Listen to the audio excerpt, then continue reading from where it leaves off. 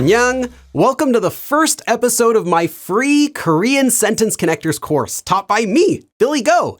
In this course, you're going to master using sentence connectors, and you'll use them to create longer and more naturally flowing Korean sentences. But before we start, let me just tell you about who I am and what you could expect from this course. So, who am I? Well, I started learning Korean through self-study back in 2005. I lived in Korea from 2005 to 2007 and still visit yearly. I worked doing Korean telephone translation from 2009 until 2012, and I started this YouTube channel in 2012. I published my first book, Korean Made Simple, back in 2014, followed by more content. So what is this course? It's a free course and guide for improving your Korean with sentence connectors. You'll learn about sentence connectors through 20 lessons. You'll master the most common and essential basic sentence connectors, but you'll also polish your Korean with intermediate and advanced sentence connectors. Each connector comes with example sentences, and every lesson includes audio by native speakers. Oh, and did I mention it's free? So what is a sentence connector? Well, it's just a piece of grammar used to connect multiple sentences together into one longer sentence. In English, these can be words like and, but, in order to, if, and many more. And in Korean, these can be forms like 고, 지만, 으려고, 으면, and many more. This course will explore how to use sentence connectors and grammar forms in order to create longer, more natural sentences. Billy, it's me. I'm back. Kikat, hey, are you here to learn Korean or? No. I'm here to make some money. Lots and lots of money. Kikat, this is a completely free course. There's no money except maybe a few ads. Yeah, but imagine, Billy. It is a convincing argument.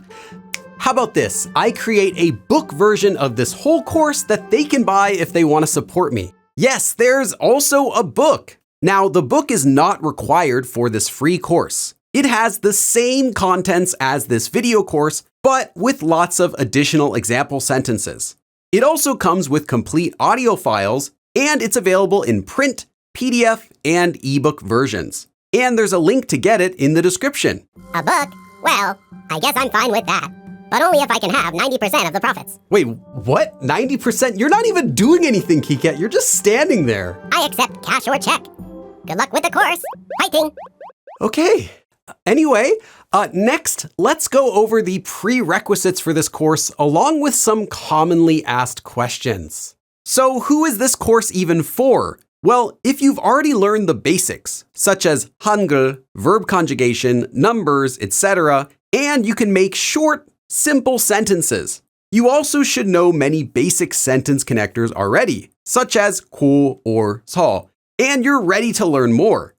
You also want to make longer, more complex, and natural-sounding sentences.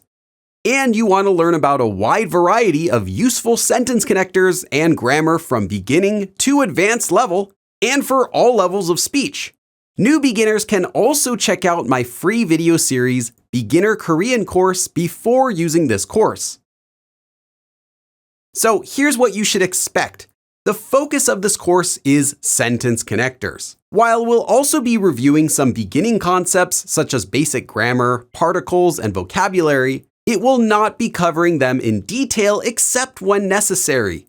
In addition, this course will only focus on grammar forms as they're used to connect sentences together, not on every possible usage of each form. If you find something in this course that you're not familiar with but isn't explained here, I also recommend reviewing my free 100-episode video series, Beginner Korean Course, watching other videos, or checking in a dictionary. Each lesson will introduce a variety of sentence connectors and grammar forms, together with a handful of example sentences. Advanced level sentence connectors and grammar forms will be marked using a 3-star system. More stars means more advanced. Beginning level learners can safely skip more advanced concepts while completing each lesson, or take notes for later. So here's what you should do if you're a new beginner. Well, focus on basic topics and avoid any topic that has a star. You can use my other videos and lessons for additional practice and review. If you're a beginner, just focus on topics that have 0 to 1 star. Intermediate learners can focus on topics with 1 to 2 stars, and advanced learners on topics with 3 stars. Again, this course is suitable for all levels. No matter your level, there are plenty of sentence connectors and grammar forms. So here's how to get the most out of this course. Use this course as a reference guide and not as a regular classroom course. So take notes while moving through each lesson, but only for your level. After each lesson, practice and review. Keep a dictionary handy for words that you're not familiar with. And don't worry if you don't know everything. Some topics may be above your current level. Don't rush. You can pause and rewatch lessons as needed. Only do as many lessons as you can practice. Remember, nobody will master Korean overnight. It takes time.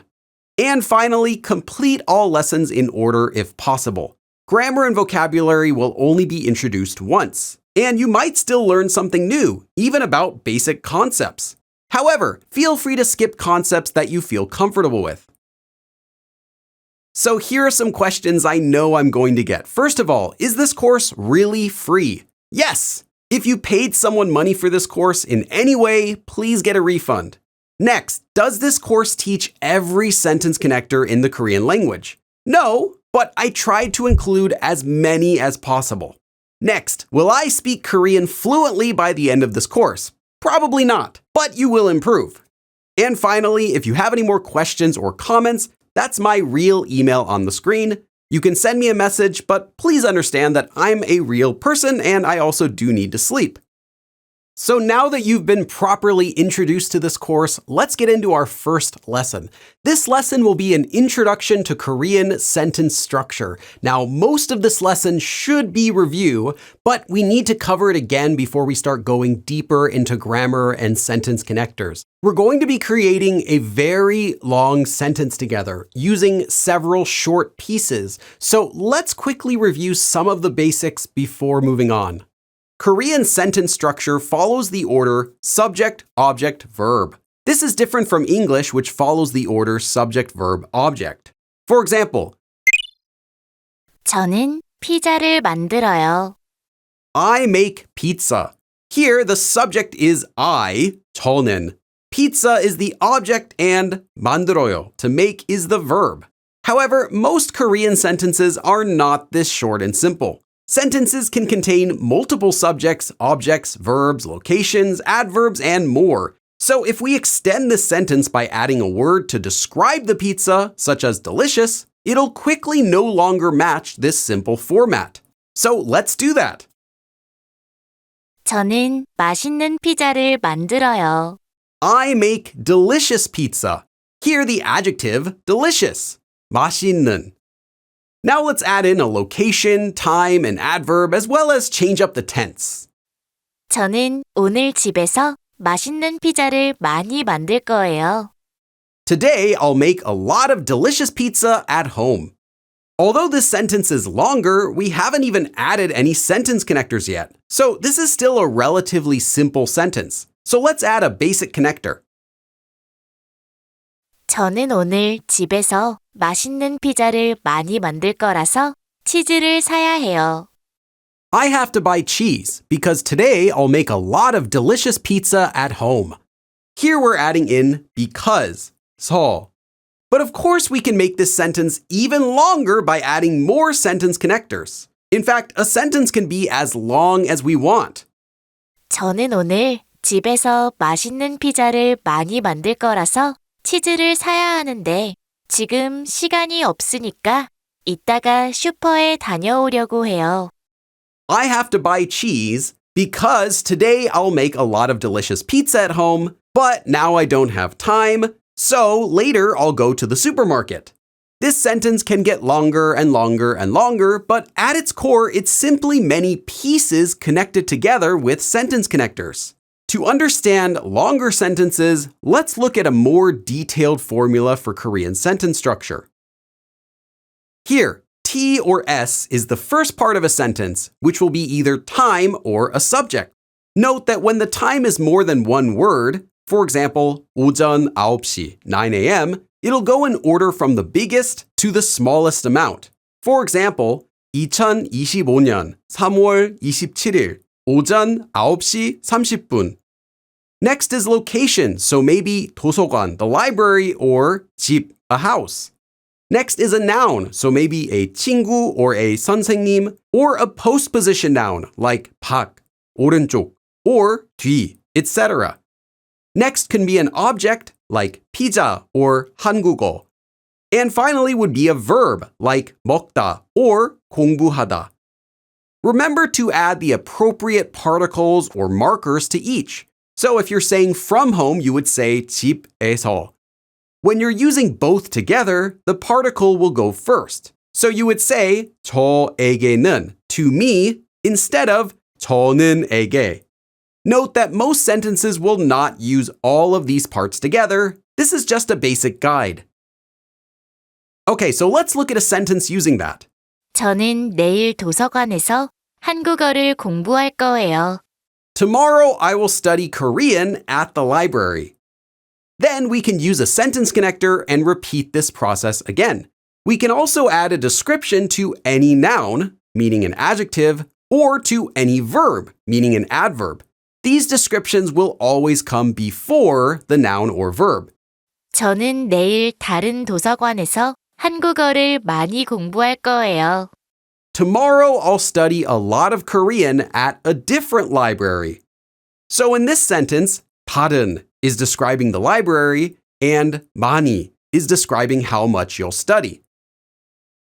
Sentences that don't follow this structure can be grammatically okay, but will have a different nuance. Specifically, any part that's not in this order will stand out and sound more emphasized. For example, take these two sentences. 저는 도서관에서 한국어를 공부해요. I study Korean at the library. 저는 한국어를 도서관에서 공부해요. At the library, I study Korean. The second sentence moves the location in front of the object and before the verb. And as a result, at the library sounds more emphasized in the second sentence. The first sentence follows the standard structure and therefore doesn't have any special emphasis. Let's look at just one more example. Here's one where the time has been moved. 2시부터 공부를 할 거예요. I'll study from 2 o'clock. 공부를 2시부터 할 거예요. From 2 o'clock, I'll study. The second sentence moves the time before the verb. As a result, from 2 o'clock sounds more emphasized in the second sentence. The second sentence has the nuance of from 2 o'clock and not sooner or later, I will study. The first sentence follows the standard structure and therefore doesn't have any special emphasis. Note that even if a sentence is reordered, such as in the previous examples, it should still make sense and have the same overall meaning. Therefore, don't stress about having perfect sentence structure. It'll still make sense even if you rearrange things. However, since reordering words can still change its emphasis and nuance, it should only be done intentionally. For example, I made pasta at home and at home I made pasta are both grammatically correct sentences in English, but have different nuances. Okay, that's enough about sentence structure for today. Here are just some final notes before we finish this lesson. Sentence connectors, grammar forms, vocabulary words, and expressions introduced in this course will only be taught once, except when necessary. So remember to do each lesson in order and take notes along the way. Optionally, you can skip through these lessons to find new topics if you're comfortable using a dictionary. Again, if you find something that you're not familiar with, I recommend reviewing it through my free video series, Beginner Korean course, watching other lessons, or checking in a dictionary. And that's all for this lesson. Remember to take your time, take lots of notes, and practice everything in this lesson before moving on. And I'll see you again in the next lesson. 그럼 다음에 또 봐!